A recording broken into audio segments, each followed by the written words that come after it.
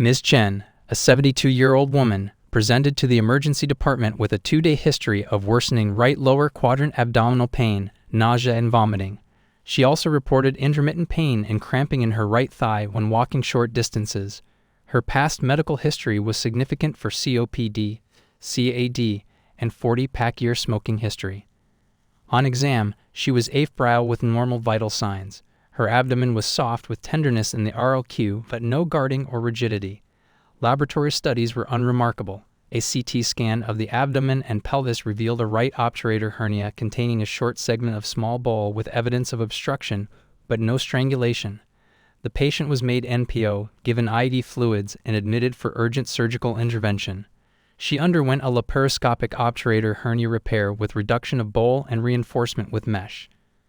Her postoperative course was uncomplicated. Her pain and GI symptoms resolved rapidly. She was discharged on post-op day 3 tolerating a regular diet. Commentary questions. What are the risk factors for developing an obturator hernia? Risk factors include advanced age, female gender, chronic constipation, smoking, malnutrition, obesity, ascites, multiparity, prior pelvic surgery. How does clinical presentation of an obturator hernia differ from other types of hernias?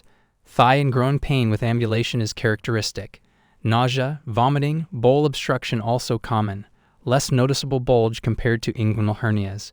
Why is early diagnosis and repair of obturator hernias important?